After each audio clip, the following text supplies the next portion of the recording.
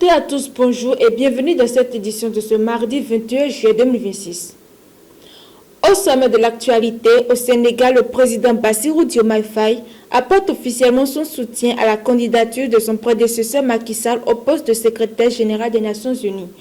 Au Gabon, Libreville et Paris franchissent une nouvelle étape dans le partenariat avec un premier protocole d'accord sur la transformation locale du manganèse.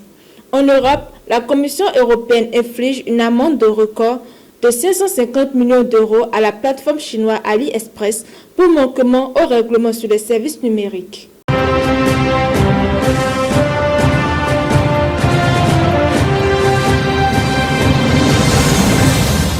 Nous débutons cette édition au Sénégal. Le président Bassirou Diomaye Faye a officiellement annoncé le soutien de l'État sénégalais à la candidature de l'ancien président Macky Sall au poste de secrétaire général des Nations Unies. Dans un communiqué publié lundi, le chef de l'État a demandé au gouvernement ainsi qu'au réseau diplomatique sénégalais de promouvoir cette candidature auprès des États membres de l'ONU. Il a également appelé les forces vives de la nation à se mobiliser derrière ce qu'il présente désormais comme la candidature officielle du Sénégal.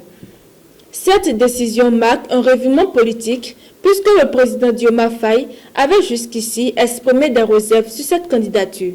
Pour Macky Sall, ce soutien renforce considérablement son dossier face aux autres candidats en lice.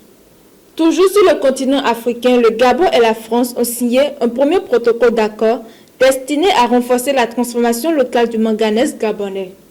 Cet accord a été conclu à Paris à l'occasion de la visite d'État du président Brice Clotaire Oligui Nguema. Le groupe minier français Eramet s'engage à investir dans de nouvelles capacités industrielles afin de transformer jusqu'à 7000 tonnes de manganèse d'ici 2031. En parallèle, le réseau ferroviaire transgabonais sera modernisé afin de faciliter le transport du minerai. Libreville souhaite mettre fin progressivement aux exportations de manganèse brut à partir de 2029 et développer une industrie locale créatrice de valeur et d'emplois. D'autres accords économiques entre les deux pays sont attendus dans les prochains jours. Direction à présent l'Europe, AliExpress écope d'une amende record. La Commission européenne a infligé une amende de 550 millions d'euros à la plateforme chinoise AliExpress.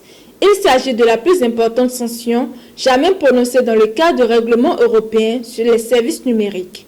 Bruxelles reproche à la plateforme d'avoir insuffisamment lutté contre la vente de produits illégaux, notamment des articles contrefaits et des jouets dangereux. Selon la Commission, AliExpress n'a pas mis en place des moyens suffisants pour contrôler efficacement les vendeurs présents sur sa plateforme.